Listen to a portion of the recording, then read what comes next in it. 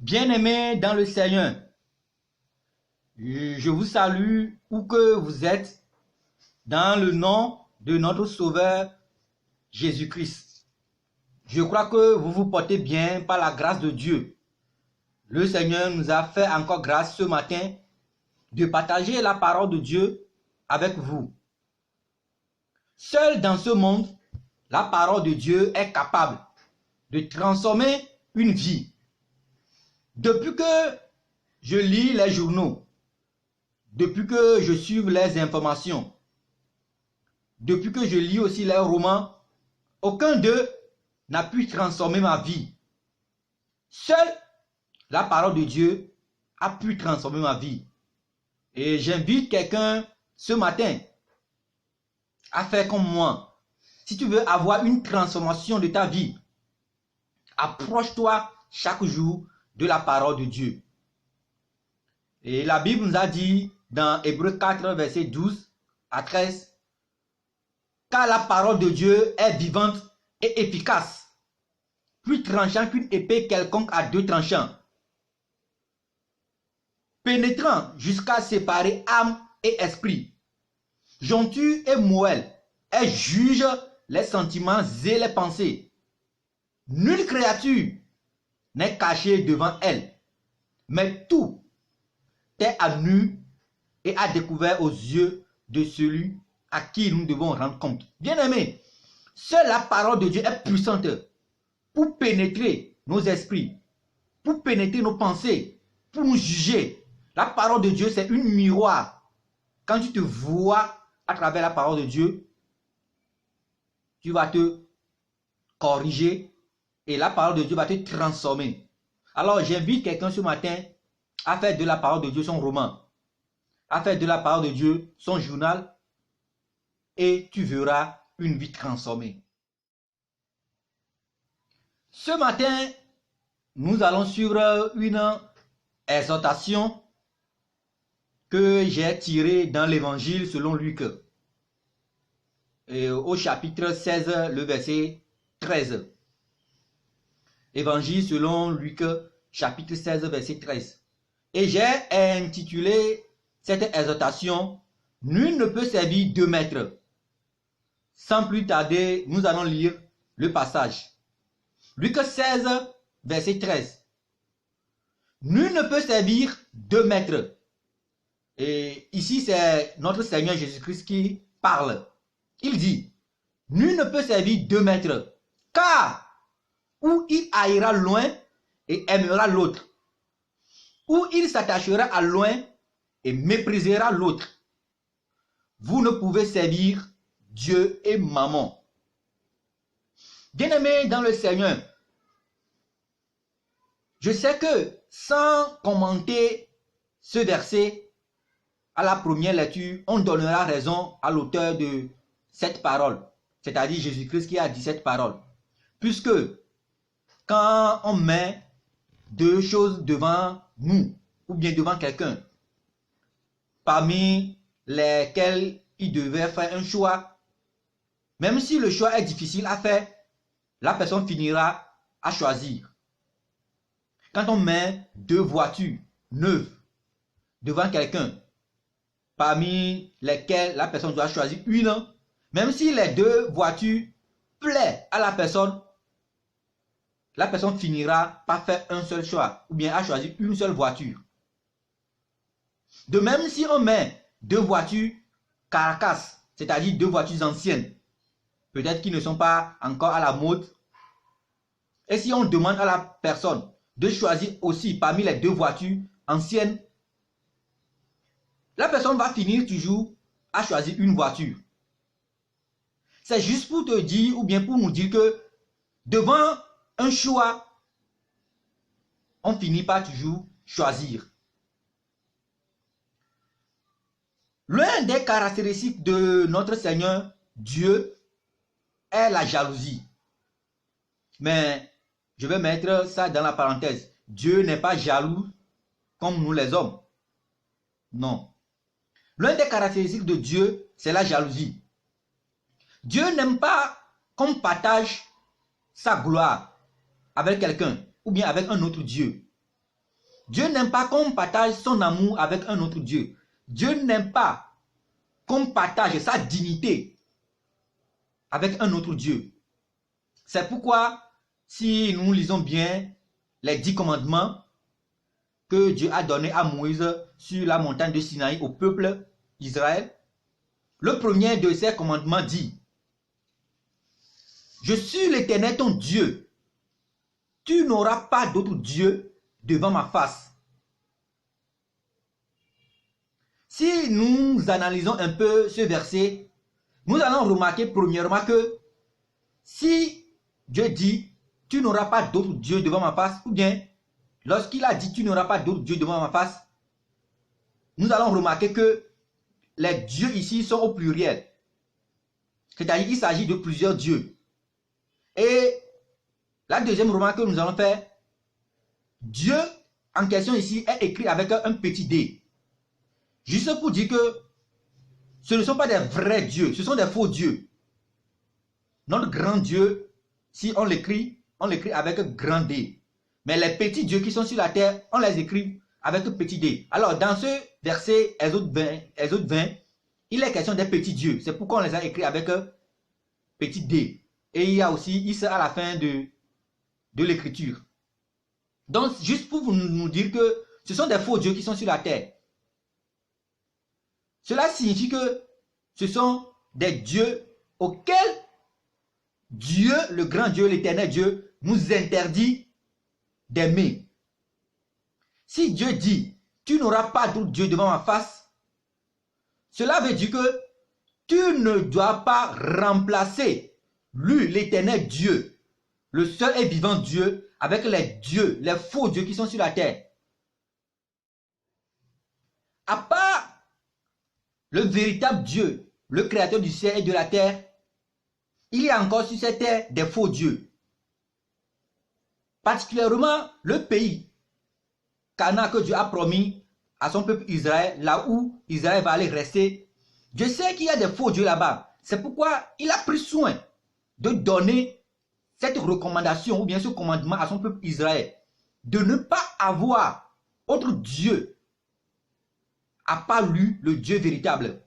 De ne pas aimer, de ne pas préférer, de ne pas donner leur cœur aux dieux étrangers, aux dieux faits de la main d'hommes qui sont sur la terre de Canaan. Dans le passage qui fait l'objet de notre exhortation ce matin, Jésus-Christ ne fait que rappeler ce commandement, le premier commandement des autres 20. Jésus-Christ ne fait que rappeler ce commandement en mettant en scène loin de ces faux dieux. Puisque nous venons de dire qu'il y a plusieurs dieux, des faux dieux qui sont sur la terre. Et ici, Jésus-Christ est en train de mettre en scène loin des faux dieux, c'est-à-dire il cite loin de ces faux dieux. Dans le verset, il est question de 2 maîtres. Jésus-Christ a fait allusion à 2 maîtres. Qui sont ces 2 maîtres? Jésus-Christ ne nous a pas laissés dans l'ignorance. Et à la fin de ce verset, c'est-à-dire Luc 16, verset 13, il a donné le nom de ces 2 maîtres, ou bien de ces 2 dieux. Et le premier Dieu qui s'agit ici dans le verset 13, c'est notre Dieu, l'Éternel, le Dieu vivant, le Dieu suprême, le créateur du ciel et de la terre. Et le second Dieu, il s'agit de Mammon. Nous connaissons bien l'Éternel, notre Dieu. Et la question qui va se poser maintenant, qui est Mammon? Ce maître dont Jésus-Christ est en train de parler. Qui est ce Dieu? Qui est ce maître Mammon? Mammon, c'est aussi un Dieu ou bien un maître. Et Mammon est loin des faux et petits dieux qui sont sur la terre. Mammon est le maître qui gouverne ou qui contrôle la richesse de ce monde. C'est lui qui gouverne la richesse, l'argent de ce monde. C'est Mammon qui sème dans le cœur des gens l'amour de l'argent, l'amour de la richesse. Et presque la moitié de la population de la terre sont sous contrôle de ce Dieu. Et malheureusement, les chrétiens ne font pas exception. Comment se manifeste ce Dieu dans la vie de l'homme? Deux caractéristiques sont mentionnées, ou bien nous allons mentionner deux caractéristiques qui montrent la manifestation de ce Dieu dans la vie de quelqu'un, de ce Dieu maman bien sûr, de ce faux Dieu. Il s'agit de la cupidité et du matérialisme. C'est quoi la cupidité? La cupidité, c'est l'amour excessif de l'argent, de la richesse de ce monde. C'est chercher à tout prix à être riche. Quand la cupidité entre dans la vie de quelqu'un, la personne est prête à passer par n'importe quel moyen pour devenir riche. Quand il s'agit de truquer, la personne est prête. Quand il faut voler, la personne est prête à voler pour devenir riche. Quand il faut piétiner son prochain pour devenir riche. Quand il faut salir le nom de son prochain pour devenir riche. La personne est prête. Quand il faut même sacrifier quelqu'un pour devenir riche, la personne est prête. C'est comme ça que se manifeste la cupidité.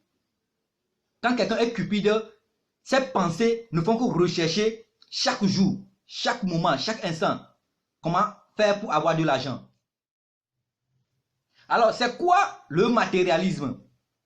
Le matérialisme, c'est l'amour des biens matériaux de ce monde.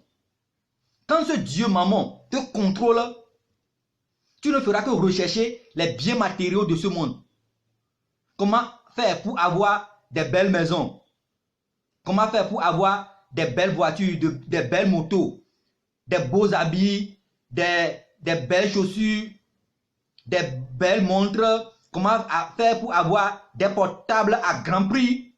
Ce ne sont que ces choses que tu vas rechercher. Ton cœur va s'attacher chaque jour à ces choses. Et le constat qui est fait dans ces derniers temps-ci, c'est que ce maître maman qui est au contrôle du matérialisme, ou bien qui sème le matérialisme dans le cœur des gens, se manifeste aussi dans les églises. Comment ce Dieu, maman, se manifeste? C'est un faux Dieu, hein? Il faut chaque jour se rappeler de ça, il ne faut pas oublier. C'est un faux Dieu. Comment ce faux Dieu, maman, se manifeste dans les églises?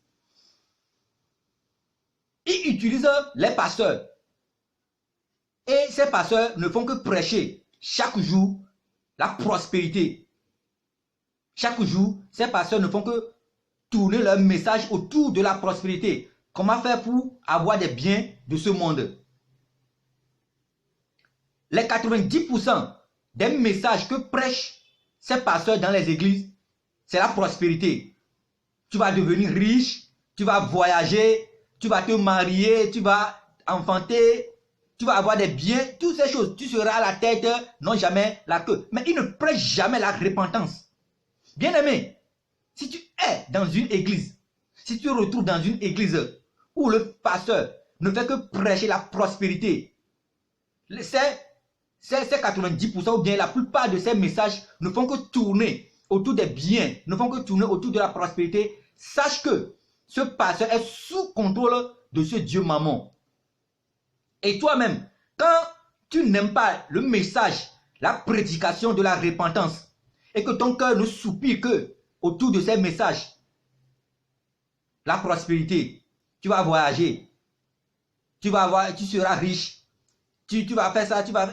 Non, si ton cœur aime ces genres de messages, toi aussi il faut savoir que tu es sous contrôle de ce Dieu maman.